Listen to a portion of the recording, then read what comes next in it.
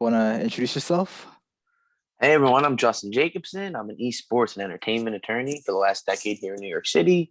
In this role, I handle all the legal and business matters for professional athletes, musicians, DJs, professional gamers, streamers, coaches, teams, and really all kinds of creative companies and businesses. I also run Ford Models, esports and gaming talent division, and that was a division that was created under Ford Models' existing digital influencer platform. And I handle the day-to-day management of over 20 different gaming talents, including some pro gamers, some coaches, some casters, and some streamers. I also teach esports business at the University of North Carolina, Wilmington, and just released the first esports business law book, The Essential Guide to the Business and Law of Professional Video Gaming. So, I have my hands in a lot of different areas, but, a lot of it's really focused on the entertainment and sports and music and esports world. Awesome. Tell the people about your book specifically. What motivated you to create it? Well, yeah, I kind of came from this more traditional entertainment and music world, and coming into this esports world, a lot of the information, especially the really high value stuff, isn't really that publicly known. So a lot through my years of working in it, I kind of learned a lot of different useful knowledge, started to do a lot of, high level deals with many of the top, esports organizations and many of the top titles, from FaZe Clan to Immortals to Team Liquid to XZ to Rocker to, TSM to Dignitas to CLG to, all the orgs that are kind of, doing stuff in the industry at a high level. And from that, I was able to learn this knowledge, and I kind of felt like there was definitely a void in what was out there. There was some literature out there, but none of it was really kind of from a legal and business kind of slant that I kind of brought. Most of it was very much storybook, like the history of esports, why esports, can be used as business. Like, it was just a very cursory look. And I felt that, this practical experience and knowledge combined with, I used to teach music business at the Institute of Audio Research here in New York. So I always had an academic feel and felt that this would be something that would be part of my career. So I felt that it was like, there's only so many people that could really speak on this at such a high level and that was really doing this work consistently. And I just sat down and wrote it. I felt that I wanted to give this guide for, any individuals that's either trying to get in this scene, learn more about it. Like, it's not necessary for lawyers or, law students. I tried to make it more for anyone. If you're a streamer or a pro gamer or, a coach or a team owner, aspiring event planner, just someone that's trying to get in the business and wants to do it the right way. Because I think the biggest thing that I kind of say whenever I speak to anyone is, this is the esports business and you have to approach it properly. And that comes with doing the right things, doing stuff legally, and that will help you later on. Because, if you take shortcuts or don't do the right things early on, and maybe you are successful, that's when the problems really start. Then you have this mystery owner that you dropped 2 years ago who comes out of the woodwork, and it's like, oh, well, you never, did a proper agreement that buys them out or kind of extinguishes their rights. So they do own a cut of this wad of money that you got 5 years later because X, Y, and Z. So it's like, you got to handle your business early on and properly, because if you are successful, that's when your problems are really going to start. And that was kind of what I was hoping to bring to light is, there's a bunch of legal matters, a bunch of different ways to kind of do all these different things, and they should be aware of it. So this is kind of like, a body of knowledge is going to grow and evolve. And over time, I hope to continue to help that grow. Awesome. Yeah, I've got your book here on my phone. I refer to it daily, if not, every other day, just because, I'm managing either a team or some sort of organization, or I'm teaching students myself. And so your book has helped me a lot, just in terms of like, okay, this is what not to do. And so I apply that to myself. And earlier when you said the way people go about maybe they're, acquiring an asset, right? If they're trying to buy out a contract, people really do try to cut corners doing this. And it's happened to me before. And I realized you can't operate in any level in esports cutting corners without the community figuring it out, and then they will have such backlash for you, and you will be not like, I'm not talking about canceled. I'm talking about like you can never like step your foot into esports again without some serious problems. And this is so important because for my own students or people who will watch this in the future, really understand what Justin is saying here, that the way you go about business in esports and understanding the laws of how to operate a business or how to maneuver yourself as a streamer or content creator, this is very important to grasp early on in your job or your career or your business, because again, this is something where in the esports community, if people love you, they will ride with you. If people hate you, they will not ride with you, and they will do everything in their power to either destroy your job, destroy your career, destroy your business. And again, just from my own personal experiences, I couldn't understand, like, why is this happening to me? What is the barrier, right? What's the rule? What's the real guide that I need to start to look at? Because I didn't have your book when I first started. I was 16, and I had no idea these things would have happened in these sports as they did to me. And so now that I have your book, I'm like, okay, it makes sense now.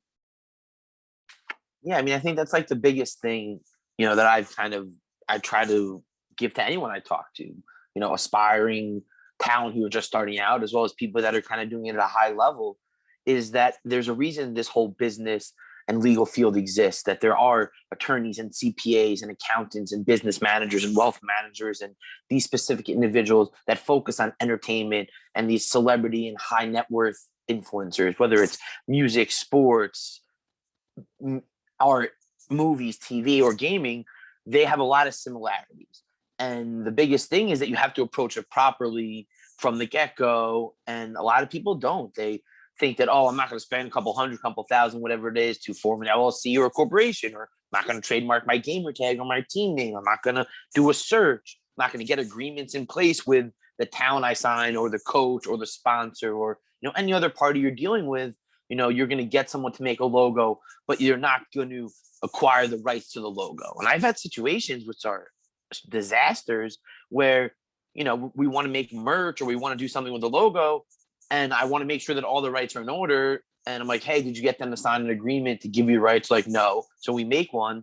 And then the designer's like, oh, I'm not signing this. I'm not giving you that. Like, if you want the rights, I have to pay extra money. And like, I've had kids just have to pay more money to someone they already paid money to get the rights that they should have already acquired to begin with.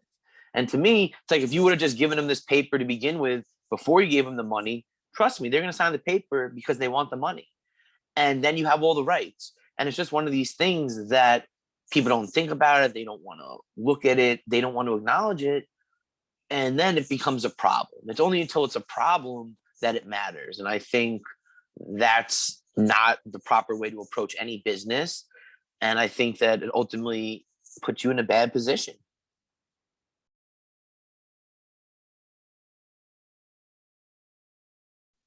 There we go. I muted myself. Awesome, Justin. Thank you so much. This has been a great introduction. Now let's get into the question, the topic at hand, NFTs. What, in your own experience, has been some of the most interesting NFT projects or companies within the space of gaming and esports? I mean, I think NFTs are amazing. I think that they just provide a whole new world of possibilities and way for brands or influencers or anyone of note, whatever company you are, developer, team owner, anyone, a creator, an artist, a musician, to engage and really activate your fan base and really provide something unique and limited and one of a kind and scarce to them, and to potentially pair it with other things.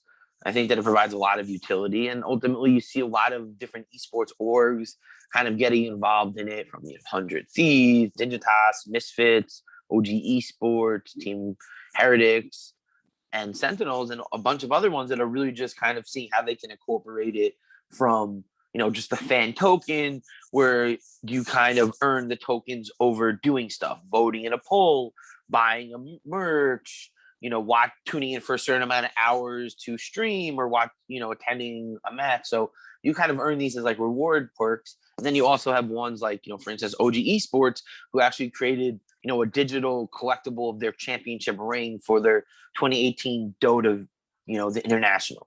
So you have these kind of digital collectibles that are, limited in quantity that are then sold and have this value. And I think that then you start to see like a next level of it where you can actually provide, a physical item tied to it, where you can have a limited merch run tied to it, which I feel like some orgs and teams in town are going to look at. And then even more of a utility where you can actually have real life perks where it's like, okay, if you get a certain amount of tokens, you get to join our Discord where you could sign up for a 30-minute, session with one of our gamers, or you get invited to a weekly pizza party where we're going to have a gamer and do giveaways of our sponsor. You can start kind of providing these incentive and perks and almost kind of creating this fan club the way that used to exist a lot in, entertainment world, where you could join, I joined the Rangers fan club and you got access to a practice and, a couple like limited edition items and some stickers or whatever. And it's like you're in the Rangers junior fan club. So I think that the NFT kind of provides this where you can have this digital asset and you can also tie it to these experiences, which then add a whole nother value and interaction. And that's what, the dedicated fans want and are probably willing to pay a little bit more than they might necessarily pay otherwise, and I think that's what really brings it fun. And then who knows what the long-term value and utility of some of this stuff is. Like these 2018 digital rings, if there's only 10 of them or however many in 20 years from now, if every single team does it, like having the first one ever could actually have like a really big value, especially if you collected 10 rings, you get access to the Tournament of Champions or this actual a real life ring, where like you've collected so many of these, like Thanos, you get the gauntlet. Now we're actually going to give you a real life, one of a kind ring. And I just think that there's just so many creative ways to do it that things are just getting started. And I think that as people start doing it more, we'll have new and more creative ways to kind of interplay everything. What are the top 3 things you recommend for any content creator, streamer, either cyber athlete, esports team, or esports organization to avoid? Just things that they shouldn't do. I mean, I think the biggest mistake is kind of, minting too much, is going too big. And really, I think that inherently devalues the whole concept of it. I think that the most valuable and what makes all of this so great is the scarcity, the limited number, the 5 of 5, the 10 of 10, the 100, the 500. Like I think once you go 5,000, 10,000, 50,000, you start adding zeros, you start really devaluing the whole overall concept of it. And I think it correlates with the pricing where it's like you're going to sell more lesser price. So I think you can charge more and sell less. And ultimately, you're probably going to sell those less at the higher price point a lot quicker than you're going to sell 10,000 at a smaller price point. Because the people that are probably looking at this, the super fans almost, like, yeah, maybe they're going to buy one, but like the real people, the people that are true, are going to spend more for a lot more limited cool thing, where this is the kind of thing that they can really show off. And that's where kind of comes, whether it's a physical item where it's like, there's only 10 of these hats or t-shirts or signed hoodies or, one of a kind scuffed gaming controllers, where it's like you buy this digital collectible that you could wear in game, the League of Legends Championship, you can wear this skin where there's only 100 of them. And then we also have 100 t-shirts that have this cool image and 100, one of a kind numbered scuffed controllers signed by, the MVP of the team. Now that is a package that a fan is going to pay for, and you don't need to, and you're not going to sell 10,000 of those. You're going to sell 10 of those or 100 or 50 or 20, and that's going to be such an amazing experience for those people that it's going to have like an amazing effect. So that's kind of, I think, the biggest thing. And I think you also have to be creative. I think people that just kind of take a logo and just put it up there are missing out on the point. I think that what makes it so unique is giving you something unique that's outside of the box. Whether you have apes or koalas or chimpanzees or whatever animal is the new hot one of the week. The what's cool about them is the total different looks, the colors, the accessories, what they're wearing, what they're not wearing, what they're holding. That's what is so cool. So I think that not stepping outside the box and maybe engaging with a cool creator, a unique comic book artist or anime or graffiti artist, someone who resonates a bit more with a culture or has a different marketplace than you, might be that extra mile. Where yeah, it's easy to just take your logo and add a neon effect to it. But imagine if you get 5 cool street artists from your city to reimagine your logo, and that is something that you can then really do, where they have this digital item, they also make the painting in real life, and then you can raffle off that painting for charity, or you could actually just sell it, or like there's just so many unique things that you can do once you think about it, once you kind of step out of this little box. So I think that's really the biggest thing. And I think the final thing is, like, don't be scared, go for it. I think that if you do it right, there will be value in it. And it might not be immediate and it might take a little time, but I think ultimately you have a better chance of succeeding if you do it right and try than if you don't do it at all. Awesome. There's an incredible amount of knowledge which Justin has just dropped, which people, it might go over their heads at first because they're trying to process the information, but in really short and concise ways, Justin has just summarized the scarcity, right? The value of having a community, which it's not just about viewership or your audience, but the community. These people who are true fans, they will actually show up to support you. And this is very important in esports because when you see some of these franchise leagues or some of the leagues that cities will create, the fans that are showing up to these events, these fans are very serious about esports. And oftentimes, if you're a content creator, streamer, artist, cyber athlete, esports org, or esports team, you're going to think, what's the value of an NFT? What's the product or service that we can attach, make it more valuable, try to build a value ladder per se. You can just keep climbing up this ladder of value. But to keep it super simple, just think about what is the actual problem that you're going to be solving with this NFT.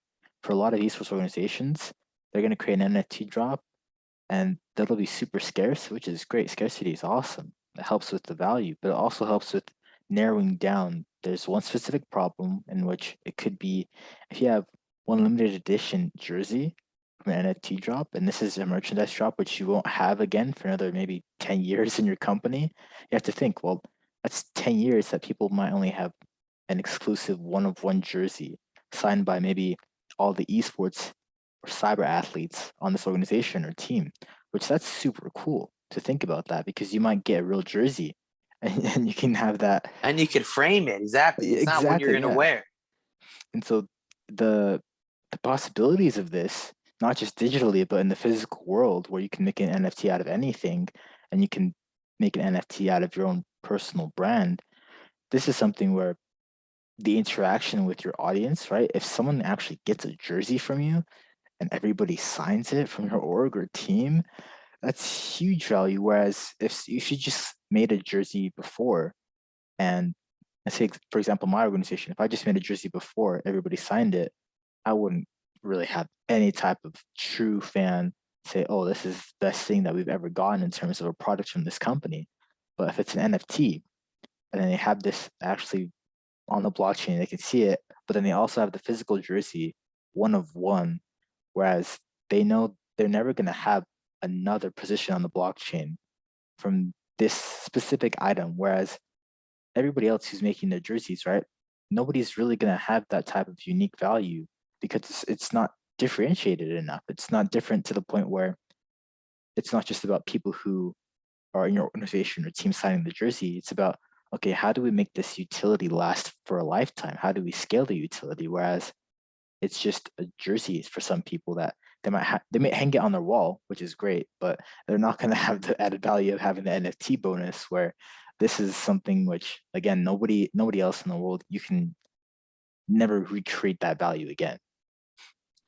Yeah, I mean, and I think that that's kind of like twofold, where it's like, yeah, now you can wear this cool jersey in game, and you created a fan for life, where it's like you were gonna, whoever has that is going to be a fan of that team, that organization, those players because of that moment. And then 10 other people who they're interested in the esports, they're going to become fans, and their son's going to become fans. And he's going to tell their friends about the team, and like this is the true grassroots.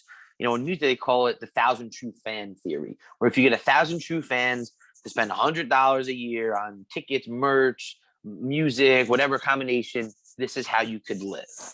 And it's kind of bringing it over here. And then I think when you see like, creators like Tifu, who's obviously one of the biggest, creators in the world at this point, launching an NFT and selling out, doing pretty well. And he had these digital bobbleheads. And I think that if he would have actually created physical bobbleheads that he signed that were tied to them, that would have been home runs beyond. You could have added a bunch more to the price, because not only are you getting this digital bobblehead that you can display in your metaverse bookcase in your Sims or whatever else you're playing, but you're also having this, like you said, this 3 of 3 signed bobblehead that you get to have and look at and put in a case. And it's like me and 2 other people, and I can know them because of the blockchain, have this. And, I think, again, you couldn't really do this as easily without, tying it to the NFT and kind of the security and flexibility and, this, what they call, like, people kind of describe it as like, certificate of authenticity, where it's like, this is the authenticity. Like I was, worked with a lot of autograph signing, companies with athletes and whatever. And you always have these certificates of authenticity. Some of them actually have pictures of the athlete signing the thing. So you can really be like, okay, well, you see Mariano Rivera signing this on a Polaroid. So like, this is probably his signature. But how do we know that it wasn't the other 5 that he signed and this one was someone else just replicating? So it's just kind of like, that's where, the back end technology really adds that authenticity, and knowing that it's like, yeah, like you have the 2 of 3 Tifu bobblehead. One person has the 1 of 3, one person has 2 of 3, one person has 3 of 3. We know who you are. We know how much you paid for it. We can see who you sell it to. And, those people were lucky enough to get this super limited edition bobblehead also, which they can sell on eBay for however much if they wanted 10 years from now or 20 years from now. And they could tie it to the NFT or not, and it's just like, who knows? Maybe that jersey that's signed by Team Liquid, that championship team, the same way I have a ball signed by the 98 Yankees winning team, that ball's worth a lot of money because they won a championship and they have great players, Hall of Famers, etc. So I think you're starting to really create this true collectible market that the traditional sports world has, while also being able to have a digital experience that's unique and really, esports and gaming and kind of really a part of it. Awesome. Yeah, the big question what's on my mind earlier, as we discussed, the way people look at NFTs in terms of like either it's a smart contract or you have some type of physical object, or you have some type of, in some cases, right, it could be a bond and it could earn some type of interest, which again, that leads us into the question, right? How do we classify these things in terms of what is the asset class, or how do you regulate it in terms of what is the IRS or someone who's actually doing an audit on your financials going to do with this type of item, in which many people still don't know how this is going to end up being taxed when they do their taxes, which for me, it's very interesting because I'm learning about crypto taxes, and it's there's so many things which I cannot express how not simple it is in terms of the tax code. And people who aren't familiar with NFTs specifically, just explain to them like why is it so important that maybe the SEC or maybe someone from either an accountant or someone who has this background in finance be able to clearly define these terms of these terms and conditions and the way the regulations will work for NFTs. Well, I know they always say that esports is the wild, wild west, but I think that this whole digital collectibles and NFT and crypto and how that's all taxed and how it looks is the true uncharted new frontier because there's a lot of questions. I think, government bodies in different countries are going to determine it. I don't think there's truly an answer. Like, does the SEC and IRS consider it, security where the profits you get if you say buy something and acquire, sell for more and there's profit, is that taxable? How is that taxable? Can you make that into, a business expense? Can you operate a business where you're consulting? So like, there's just a lot of things that I think are going to be determined.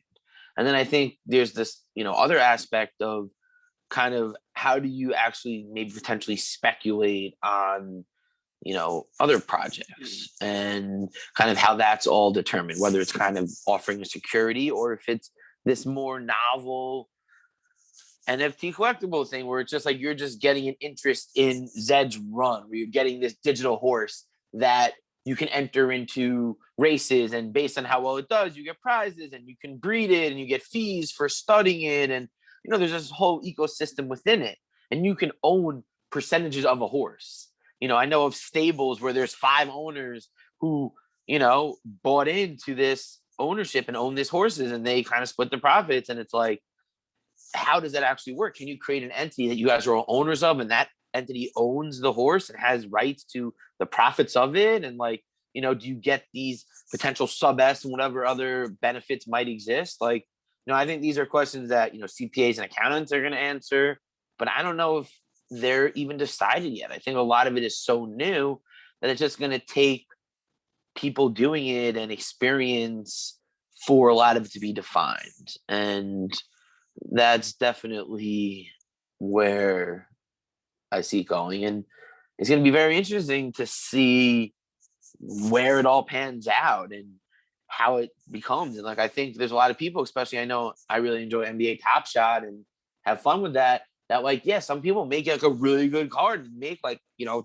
$2,000. It's like, now you take this money out. How does that play out?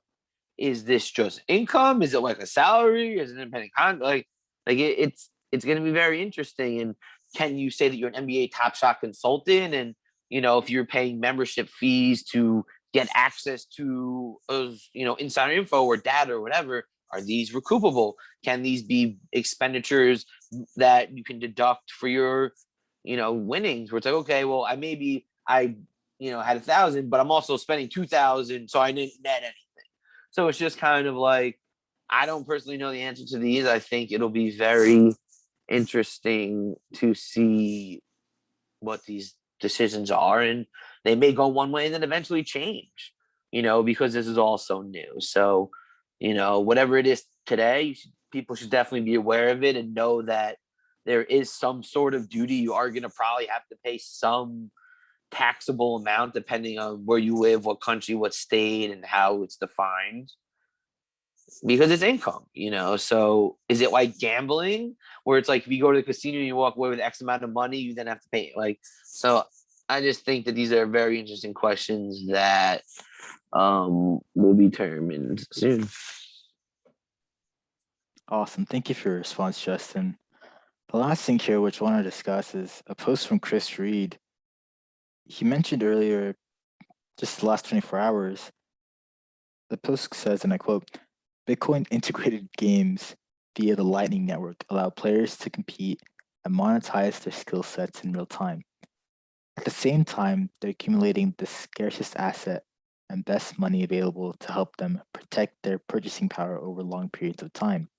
If someone tells you no one is using Lightning Network or that it's vaporware, tell them to do more research. And then he has at the bottom of his post an at Zebedee, which for people who don't know, Zebedee is powering real economies in the virtual world, which means that they're creating ways for people to earn an income via Bitcoin and the Lightning Network, which for people who also don't know the Lightning Network, it's a way for people to have transactions and different types of communications via the Bitcoin network. And so it's very cool to see this happening, but at the same time, there's so many implications here for people who will be earning either part-time or full-time income just through this, right? Because they're just playing, yeah, the game is CSGO. So they're just playing CSGO and they're earning part-time or full-time income via this, which you'd have to think people are quitting their jobs to do this. They're just playing games now and earning crypto. And this is something where, for me, I'm always thinking, how does someone completely ditch their job and start moving into an area where I know crypto is creating the most millionaires, but at the same time, there's a lot of people who are losing. They don't show you the people who lose in crypto. They show you all the people who are getting stupid rich, but the people who are quitting their jobs for this, the risk is huge because again, if they don't know how the laws work, and again, if the SEC or the IRS changes any type of regulation in terms of their crypto, either the country, province, region, wherever they're based at in the world, this could turn into a horrible tax nightmare, which for many of these people, they will not make it out unscathed. Yeah, I mean, I would never advise anyone to ever put all their eggs in one basket, especially a very uncharted and new world. And yeah, like point you bring up, that everyone always talks about the success stories. Everyone always, touts, oh, this crypto punk was sold for $5 million, and everyone just kind of really always touts the amazing outliers. They don't talk about the other 10 million failed projects that made nothing. It's always good to and easy to parade the good ones.